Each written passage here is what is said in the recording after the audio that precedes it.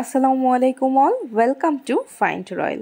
আজকে আমি আপনাদের সাথে শেয়ার করব একদম ঘরোয়া মশলা দিয়ে খুব সহজেই কোনো ঝামেলা ছাড়া নরম তুলতুলে নেহারি রেসিপি কিভাবে করবেন।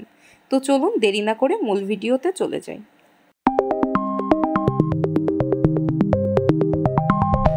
বাজার থেকে আস্ত 2টা গরুর পা নিয়ে এসেছি এবং এটাকে পরিষ্কার করে এখন আমি টুকরো করে নেব। তো আপনারা যদি পরিষ্কারের ভিডিও চান সেক্ষেত্রে আপনারা কমেন্টস করে জানাতে পারেন, আমি তাহলে পরবর্তীতে শেয়ার করব। এখন প্রেসার কুকারে একে একে পায়াগুলোকে দিয়ে দিচ্ছি। এ পর্যায়ে আমি গোটা মশলাগুলোকে অ্যাড করব। তো প্রথমেই আমি এখানে 4টা তেজপাতা অ্যাড করে দিচ্ছি।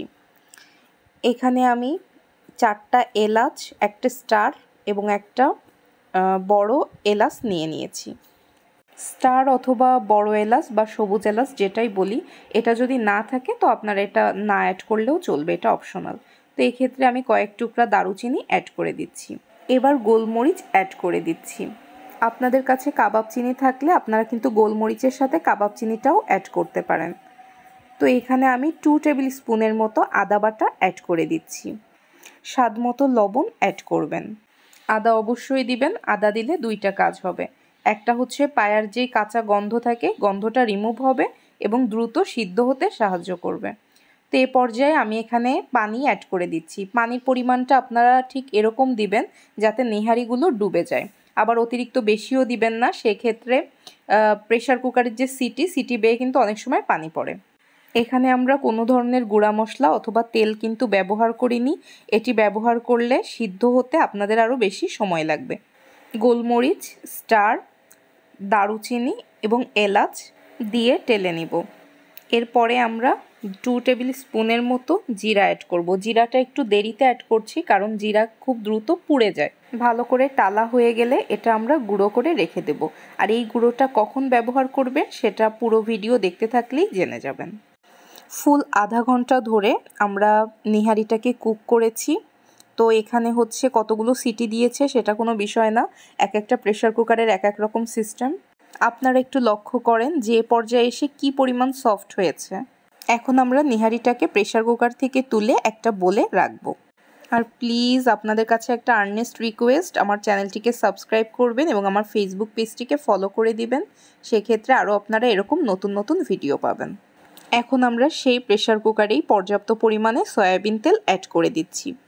আমরা যেহেতু সিদ্ধ করার সময় কোনো ধরনের তেল অ্যাড করিনি, তো এই পর্যায়ে আপনারা একটু বুঝে শুনে সয়াবিন তেলটা অ্যাড করবেন। এখানে আমি 2টা বড় সাইজের পেঁয়াজ কুচি করে নিয়েছিলাম, সেটা তেলে অ্যাড করে দিচ্ছি।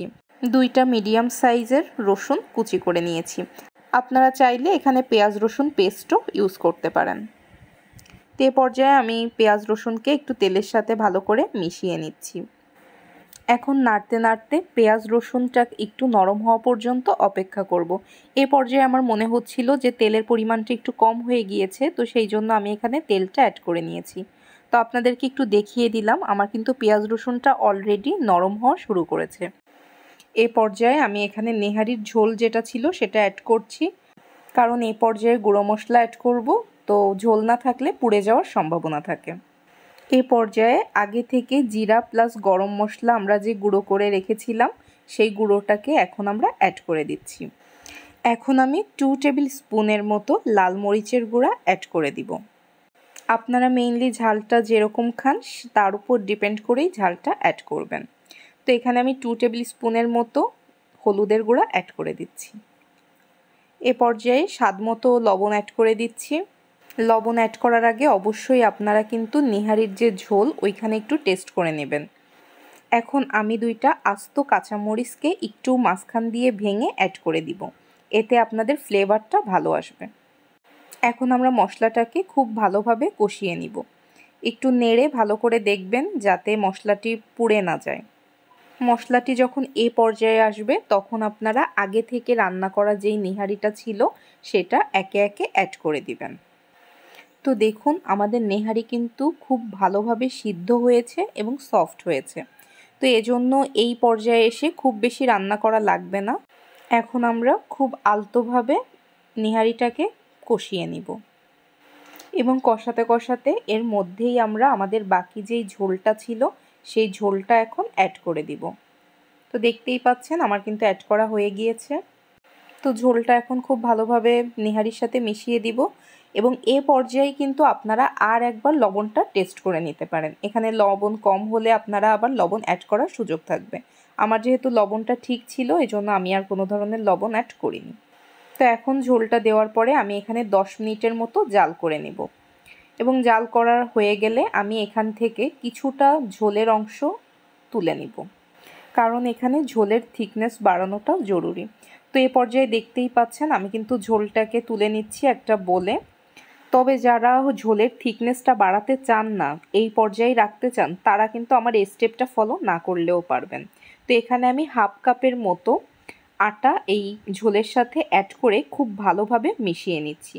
তো দেখুন আমি কিন্তু একটু সময় নিয়ে খুব ভালোভাবে ব্লেন্ড করে নিচ্ছি, কারণ যদি আপনি খুব ভালোভাবে না মেশান তো সেক্ষেত্রে কিন্তু গুটি গুটি থেকে যেতে পারে। তো এটা খুব ভালোভাবে মেশানো হয়ে গেলে আমি এখানে অ্যাড করে দিচ্ছি আটার গোলাটা। আটার গোলাটা খুব ভালোভাবে মেশানো হয়ে গেলে আপনারা 5 মিনিটের মতো কুক করে নেবেন। যদি ঝোলের থিকনেসটা আরও বেশি বাড়াতে চান সেক্ষেত্রে আপনারা 5 মিনিটের পরেও আরও কিছুক্ষণ কুক করে নেবেন। আপনি যত জাল করবেন আপনার ঝোলের থিকনেস ততই বাড়বে। তো দেখুন 5 মিনিট পর আমার কিন্তু ঝোলের থিকনেসটা এমন এসেছে। আমি এরকমটাই রাখতে চাচ্ছিলাম, তো এই জন্য আমি আর জাল করব না। তো আমার রান্নাটি শেষ। এখন আমি এটাকে একটু সার্ভ করে নিচ্ছি। দেখুন আমি যেরকম থিকনেস চাচ্ছিলাম একদম সেরকমই হয়েছে। আর এটা যে কি পরিমাণ তুলতুলে হয়েছে তা আপনারা আসলে বাসায় না ট্রাই করলে বুঝবেন না। তো এতক্ষণ যারা কষ্ট করে ভিডিও দেখেছেন তাদেরকে অসংখ্য ধন্যবাদ। আর আপনাদের জন্য অনেক কষ্ট করে এই ভিডিওগুলো মেক করে থাকি। তো প্লিজ যারা আমার ভিডিওটি দেখছেন আমার চ্যানেলটিকে সাবস্ক্রাইব করবেন এবং আমার ফেসবুক পেজটিকে ফলো করবেন। যে যেখানেই আছেন ভালো থাকবেন, সুস্থ থাকবেন। আল্লাহ হাফেজ।